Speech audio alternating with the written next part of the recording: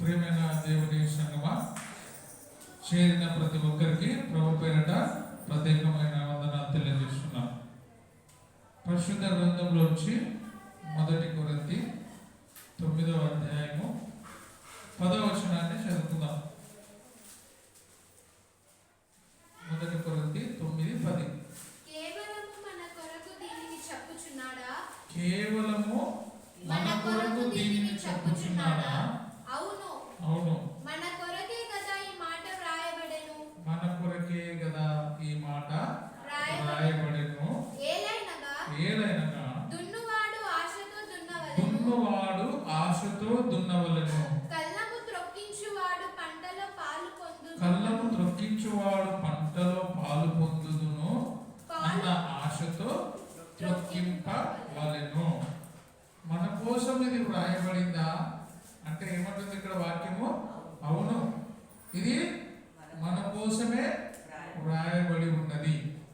ఈ పరిశుద్ధ గ్రంథంలో వ్రాయబడిన ప్రతి మాట, ప్రతి లేఖనము మన కోసమే. మన కోసమే అంటే మనుషులమైన మన కోసము వ్రాయబడినటువంటి లేఖన భాగములు ఇవి. ఎందుకు వ్రాయబడి ఉన్నాయంటే దేవుని యొక్క జ్ఞానము గురించి తెలుసుకున్నటకు, ఆ రక్షణ మార్గము తెలుసుకున్నటకు, పరలోక మార్గము గురించి తెలుసుకున్నటకు, మనము ఇంకా పరిశుద్ధులుగా మారుటకు ఈ యొక్క దేవుని వాక్యము రాయబడి ఉంది. అయితే ఇక్కడ దున్నవాడు ఆశతో దున్నవలెను. ఏ పనైనా కానీ ఈ లోకంలో చేస్తున్నప్పుడు, వ్యవసాయదారుడు వ్యవసాయం చేస్తున్నప్పుడు, చదువువాడు చదువుతున్నప్పుడు, బోధించేవాడు బోధిస్తున్నప్పుడు, ఏ పని చేసేవాడు ఆ పనిని బట్టి ఆశతో పని చేయాలి అని దేవుని మాట రాయబడింది. ఆశతో పని చేస్తే దేవుడు ఆసక్తితో దీవెనిస్తాడు. ఆశ మనిషిలో నింపబడాలి. అది దైవ కార్య విషయంలో మరీ ఎక్కువగా ఆశ కలిగిన వారుగా ఉండాలి. అందుకే కళ్ళము త్రొక్కుచున్నవాడు పంటలో పాలు పొందుదును అన్న ఆశతో త్రొక్కింపవలెను. ఆశతో త్రొక్కితే ఫలాలు వస్తాయి. ఆశతో నాటితే ఫలాలు వస్తాయి. విత్తేవాడు విత్తనాలు విత్తుతూ ఉన్నప్పుడు ఆశతో, ఆసక్తితో దేవుని వేడుకుంటూ విత్తనాలు విత్తుతాడు. దేవా, నేను విత్తబోయే ప్రతి విత్తనం కూడా అది ఫలించి అభివృద్ధి చెందాలి అనే ఆశతో విత్తనము వేస్తాడు. ఏ విత్తనము కూడా భూమిలోనే చనిపోకూడదు, ప్రతి విత్తనము బ్రతకాలి, ప్రతి విత్తనము అది అభివృద్ధి చెందాలి అనే ఆశతో విత్తున్నట్టుగా లేఖనం కూడా ఎందుకు రాయబడి ఉంది అంటే ఈ మనిషి కూడా నశించిపోకుండా ఉండుటకై ఈ వాక్యము మన కోసమై లేఖనములు రాయబడి ఉన్నాయి. అందుకే ప్రభు అయిన యేసుక్రీస్తు ఏం చెప్తున్నాడంటే నశించిన దానిని వెతికి రక్షించుటకు మనుష్య కుమారుడు ఈ లోకంలోనికి వచ్చి ఉన్నాడు. ఆశతో ఏది చేసినా ఆశ కలిగిన వారుగా మనం ఉండాలి. ఆశతో లేకపోతే, ఆశతో పని చేయకపోతే ఏది కూడా మనకు పొందలేము. కీర్తనలు 107వ అధ్యాయము 9వ వచనాన్ని మనం చదువుకున్నట్లయితే, కీర్తనలు 107వ అధ్యాయము 9వ వచనం. కీర్తనలు 107 ఏలైనగా చూడండి, ఏలైనగా ఆశగల ప్రాణము. ప్రాణము ఏముండాలి? ప్రాణములో ఆశ. దుప్పి నీటి వాగుల కొరకు ఆశపడినట్లుగా దేవా, నా ప్రాణము నీ కొరకు ఆశపడుచున్నది. ఆశ కలిగి ఉండాలి. దేవుని యొక్క మాట అంటే మనకు ఆశ కలిగి ఉండాలి. ఏదైనా కానీ ఆశతో, ప్రేమతో, ఇష్టముతో మనం చేస్తే అది మనం పొందుతాం. ఆశ, ప్రేమ, ఇష్టము లేకపోతే ఏది కూడా మనం పొందలేము. అందుకే ఏదైనా ఆశ గల ప్రాణమును ఆయన తృప్తిపరుస్తాడు. ఆశ ఉంటే తృప్తి ఉంటుంది, ఆశ లేకపోతే తృప్తి ఉండదు. ఆశ గల ప్రాణమును ఆయన తృప్తిపరచి ఉన్నాడు. దేని మీద ఆశ అంటే లోకంలో ఉండే వాటన్నిటికంటే కూడా ఎక్కువగా దేవుని మీద, దేవుని వాక్యము మీద ఆశ ఉండాలి. మనుషులమైన మనకి లోకం మీద ఆశ ఉండాలి, కానీ అన్నిటికంటే ఎక్కువగా దేవుని మీద ఆశ కలిగిన వారుగా ఉండాలి. అప్పుడు దేవుడు మన హృదయములను మేలుల చేత నింపుతాడు. ఆశ గల ప్రాణమును ఆయన తృప్తిపరిచి ఉన్నాడు. ఆకలి కొనిన వారి ప్రాణమును మేలులతో నింపి ఉన్నాడు. ఆకలి కొనిన వారి ప్రాణమును, ఆకలి కొన్నవాడు ఆహారం కోసం ఎట్లా చూస్తాడు? ఆశతో చూస్తుంటాడు. ఆకలి ఉన్నవాడు ఆహారం కోసం తహతహలాడిపోతుంటాడు. ఎప్పుడు ఆహారం దొరుకుతుందా, ఎప్పుడు నా కడుపు నిండుతుందా అని ఆశతో ఆకలి ఉన్నవాడు ఎదురు చూస్తాడో, దేవుని వాక్యం కోసం మనం కూడా ఆశతో ఎదురు చూడాలి. అందుకోసమే ఆశ గలవాని ప్రాణమును మేలుతో నింపుతా. ఆకలి ఉన్న వాణిని భోజనం ఎట్లయితే తృప్తిపరుస్తుందో, ఆకలి కొనిన వానికి మేల చేత ఎట్లయితే ఆ హృదయం నిండిపోతుందో, వాక్యము చేత కూడా హృదయము నిండిపోతుంది. ఆకలి కొనిన వాడు ఏమైనా తింటాడు. ఆకలి లేనివాడు ఏం చేస్తాడు? తేనె పట్టునైనా కూడా తొక్కేస్తాడు. ఆకలి లేనివాడు తేనె పట్టును కూడా తొక్కేస్తాడు. ఆకలి అంటే మనలో ఇంకా వాక్యం వినాలనేటువంటి ఆశ, ఆసక్తి మనలో ఉంటే అభివృద్ధి పొందుతాం. మేళ్లతో నిన్ను నింపి ఉన్నాడు. ఆకలి కొనిన వారి ప్రాణమును మేలుతో నింపుతాడు దేవుడు. కాబట్టి ఆశ కలిగి మనం బ్రతకాలి. లూకాసు వార్త 1వ అధ్యాయము 53వ వచనము చదువుకుందాం. లూకాసు వార్త 1వ అధ్యాయము 53వ వచనం. ఆకలి కొనిన వారిని మంచి పదార్థములతో సంతృప్తి పరిచి, ఆకలి కొనిన వారిని దేవుడు ఏం చేస్తాడు? మంచి పదార్థములతో సంతృప్తి పరుస్తాడు. ప్రభు అయిన యేసుక్రీస్తు ప్రసంగం చేసినప్పుడు ఆకలి ఉన్నారు. అక్కడ 3 రోజులు ఆకలితో ఉన్నారు. అయితే దేవుడు ఎట్లా నింపినాడు? మామూలు ఆహారం పెట్టలే. 5 రొట్టెలు 2 చేపలు. చేపలు చాలా శ్రేష్టమైనవి. అందుకే రోగికి చెప్తుంటారు, మీరు ఏం తినకపోయినా చేపలు బాగా తినండి అని. దేవుడు కూడా ఆకలి కొనిన వారిని ఏం చేస్తున్నాడు? సంతృప్తి చేత వారిని నింపుతూ ఉన్నాడు. మనం కూడా ఆకలి కొని ఉన్నప్పుడు, దప్పికొని ఉన్నప్పుడు దేవుని దగ్గరకు వస్తే మన ఆకలి దప్పులు తీర్చబడతాయి. దేవుని మాట ఏమంటే, మనుష్యుడు రొట్టె వలన మాత్రం కాదు, దేవుని నుండి వచ్చే ప్రతి మాట వలన మనిషి బ్రతుకుతాడు, జీవిస్తాడు అని చెప్తుంది. మనము ఆకలి కొని వారిని మంచి పదార్థములతో తృప్తిపరిచి ధనవంతులను వట్టి చేతులతో పంపివేసెను. ఎందుకు ధనవంతులను వట్టి చేతులతో పంపించి ఉన్నాడు అంటే, ధనవంతులు ఎప్పుడు కూడా ఆకలి ఉన్నారు. ఎప్పుడు ఇలా బాగా సంతృప్తిగా ఉంటుంది. ధనవంతునికి దేని మీద ఆశ ఉండదు.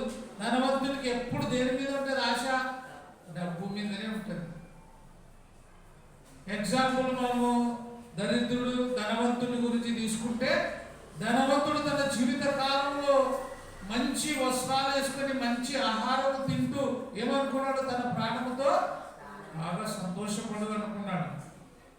కానీ దేవుని మహిమపరచలే.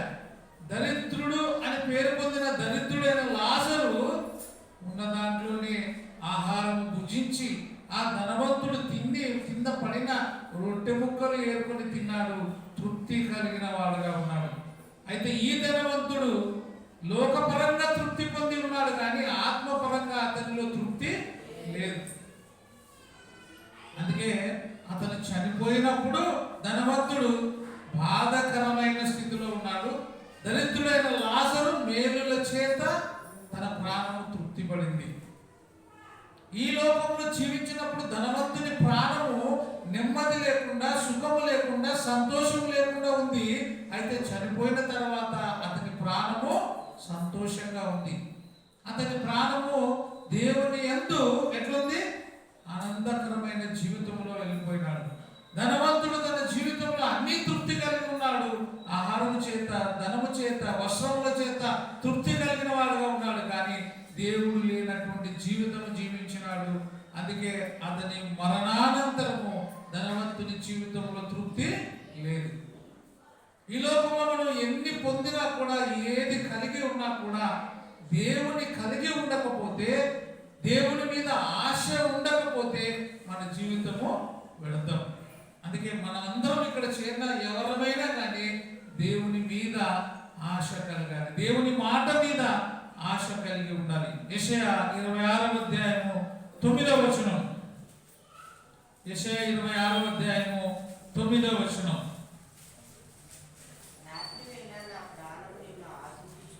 రాత్రి వేళ నా ప్రాణము నిన్ను ఆశిస్తుంది. ఎంత మంచి మాట చూడండి. రాత్రి వేళ నా ప్రాణము నిన్ను ఆశపడుతుంది.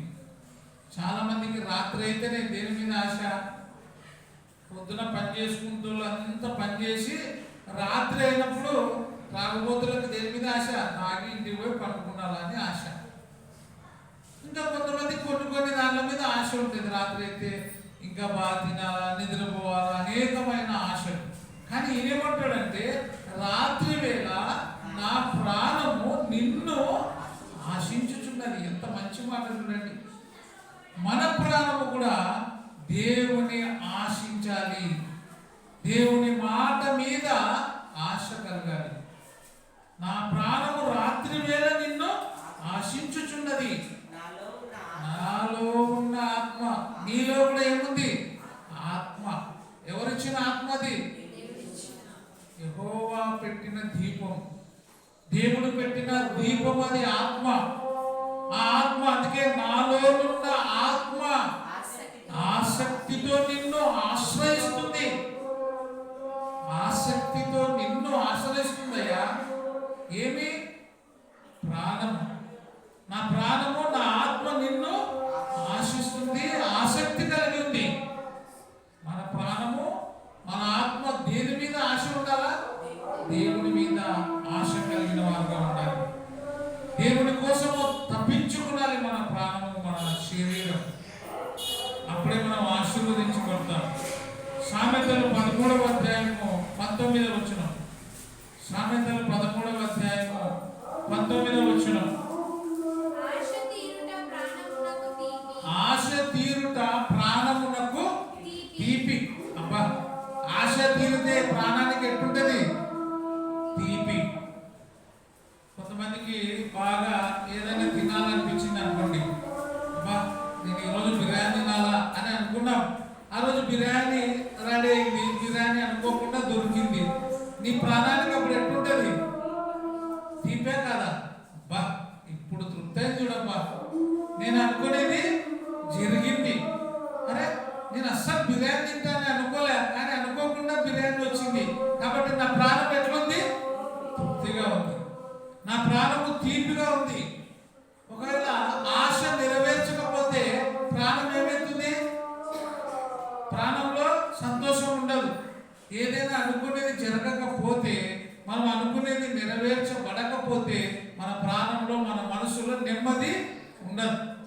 నెరవేరినప్పుడు, ఆశ తీరినప్పుడు ప్రాణం ఎట్లుంటది?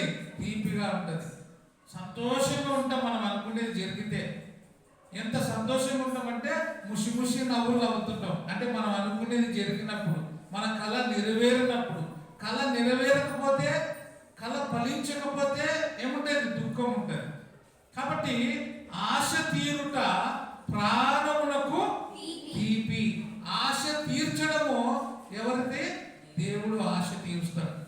దేవుని ఆజ్ఞ లేకపోతే మన జీవితంలో ఏది కూడా మనం పొందలేము. మనం అనుకునేది ఏది సాధించలేము, మనం అనుకునేది ఏది తినలేము కూడా. కాబట్టి ఆశ దేవుని మీద పెట్టాలి, ఆశ దేవుని మీద మనము కలిగి ఉండాలి. ఆశ ఎంతో మేలు చేస్తుంది దేవుని మీద ఆశ. లూకా సువార్త 14వ అధ్యాయం 15వ వచనం. లూకాసు వార్త 14వ అధ్యాయం 15వ వచనం. ఆయనతో కూడా భోజన పంక్తిని కూర్చుండిన వారిలో ఆయనతో కూడా భోజన పంక్తిలో కూర్చున్న వారిలో ఒకడు ఈ మాటలు విని దేవుని రాజ్యములో భోజనము చేయువాడు ధన్యుడని ఆయనతో చెప్పగా ఆయన అతనితో ఇట్లనెను, ఒక మనుషుడు గొప్ప విందు చేయించి అనేకులను పిలిచెను. విందు కాలమందు ఇప్పుడు సిద్ధమైంది, రండి అని పిలువబడిన వారితో చెప్పుటకు తన దాసుని పంపెను. అయితే వారందరూ ఏక మనసుతో నెపములు చెప్పసాగిరి. వారిలో ఆశ ఉందా?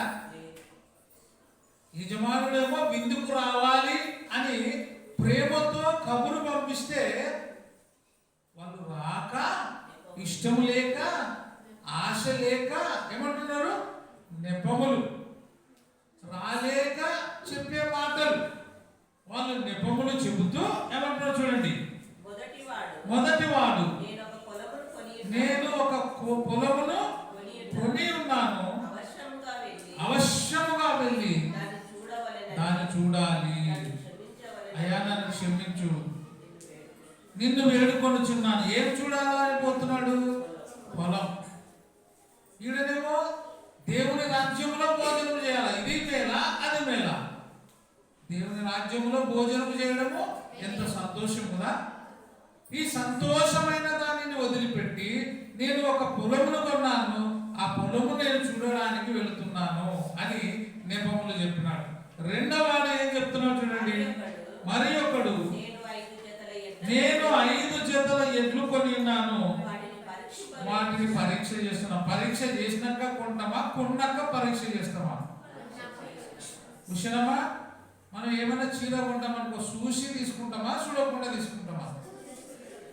ఈ మధ్య కాలంలో ఊరికే తీసుకుంటారు చీర మొత్తం తీసి ఏమైనా డ్యామేజ్ ఉందేమో చూపి అంటున్నారు అంట. నిజంగా వాళ్ళు అనుకున్నట్టు ఒక్కోసారి డ్యామేజ్ కూడా ఉంటుంది. డ్యామేజ్ వచ్చే చీరలు కొన్ని వస్తాయి, వేలులో 51 నీకో నాకో రావచ్చు డ్యామేజ్. అందుకే ఇప్పి చూపియానా దాన్ని, ఏడైనా పోయిందేమో అని పరిశీలన చేసి తెచ్చుకుంటాం. 5 జతల ఎడ్లు తెచ్చినప్పుడు కూడా పరిశీలన చేస్తానా చేయరా? కానీ వీడు ఏమంటాడు, నేను కొన్నాను, వాటిని చూడడానికి పోతున్నా. ఇది ఒక నెపం. మరి ఒకడు అమ్మా వీడు మంచోడు ఏమంటాడు, నేను ఒక స్త్రీని పెళ్లి చేసుకున్నాను, అందుచేత నేను రాలేను. ఒకవేళ భార్య ఏమైనా వద్దనిందేమో విందుకి, లేకపోతే ఆయన బిజీగా ఉన్నాడేమో. పెళ్లి చేసుకున్న తర్వాత, పెళ్లి చేసుకున్న వాళ్ళకి చాలా బిజీ ఉంటుంది. ఎందుకంటే ఆ పెళ్లి కొడుకుని పెళ్లి కూతుర్ని అన్ని ఇళ్ళకి తీసుకుపోతారు, స్వీట్లు తినిపించక. ఒక వారం వరకు దొరకరు. ఎందుకంటే అన్ని ఇళ్ళు తిరగాలి, అన్ని ఇంట్లో స్వీట్లు తినాలి. కాబట్టి నేను ఈ బిజీలో ఉన్నాను. ఎందుకు? మా వాళ్ళు చేసిన విందులో తిరుగుతున్నా, దేవుడు చేసిన విందులోకి నేను రాలేను అని నెపము.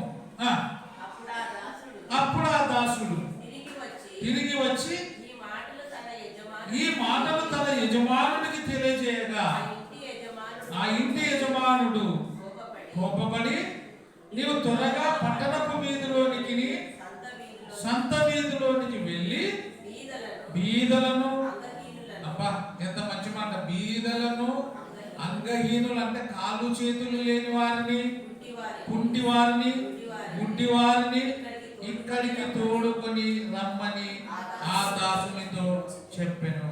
నాయనా ఆ రోడ్డు మీదకి పోయి ఎవరైనా కుంటోళ్ళు, గుడ్డోళ్ళు, మూగోళ్ళు, లేకపోతే ఎవరైనా అంగహీనులు ఉంటే వాళ్ళని ఈ విందులోనికి తీసుకొని రా. ఎందుకంటే నేను తీసుకొని రమ్మని పంపిన వాళ్ళు రాకుండా ఏం చెప్తున్నారు, వాళ్ళు ఆశ లేదు, కనీసం వాళ్ళనన్నా తీసుకొని రా, ఈ విందుశాల నిండిపోవాలి అని చెప్తున్నాడు. అంతటా దాసుడు ప్రభువా నీవు ఆజ్ఞాపించినట్లు చేసి తిని కానీ ఇంకా చోటు ఉంది.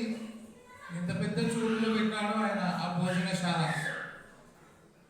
వీధిలో అక్కడక్కడ ఉన్న వారిని పిలిచినా కూడా ఇంకా ఏముంది, ఇంకా స్థలమే ఉంది అని చెప్పగా అందుకు యజమానుడు నా ఇల్లు నిండునట్లు నీవు రాజమార్గంలోనికి కంచెలలోని కూడా అంట.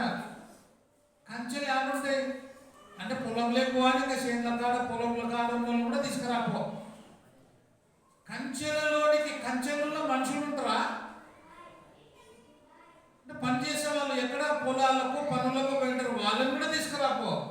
కంచెలలోనికి వెళ్ళి లోపలికి వచ్చుటకు అక్కడి వారిని ఏం చేయమంటాడు, ఇష్టం లేకపోయినా తీసుకురాపో. ఎందుకంటే ఇక్కడికి వచ్చిన తర్వాత అయినా కూడా వాళ్ళకి ఏం కలుగుతుంది, దేవుని రాజ్యంలో సంతోషం. రుచి చూసిన తర్వాత అంటే రుచి లేదు వాళ్ళకు, వాళ్ళని తీసుకొచ్చి బలవంతంగా ఇక్కడ పెట్టు, నా రాజ్యంలో విందు చేసిన తర్వాత అయినా కూడా వాళ్ళు నాతో ఉంటారేమో అనే ఆశ ఎవరిది, యజమానునికి. అందుకే వారిని బలవంతంగా ముళ్ళ చెట్లలో ఉన్న వారిని, తర్వాత ఇక్కడ రాజమార్గంలోనికి కంచెలలోనికి వెళ్ళి లోపలికి వచ్చేటప్పుడు అక్కడి వారిని బలవంతం చెయ్యి. దేవుని రాజ్యంలోనికి బలవంతంగానే తీసుకుని రా. ఎందుకంటే నాతో పాటు వాళ్ళు ఏం చేయాలా, విందు చేయాలి. ఆయనతో విందు చేస్తే సంతోషం, ఆయనతో పాలు పంచుకుంటే సంతోషం. నీ ఉంటే నాకు చాలు యేసయ్యా అని అనేవాళ్ళు కొంతమంది. నీ ఉండాలి యేసయ్యా. ఆయన ఏమంటాడు, మీరు ఉంటే నాకు ఇష్టం.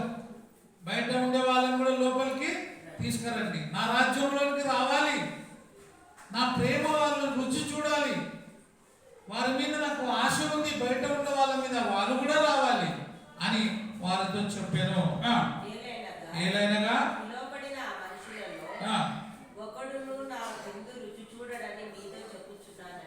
పిలువబడిన వారు ఒక్కరు కూడా రాలే. కాబట్టి బయటి వాళ్ళతో విందు నిండాలి.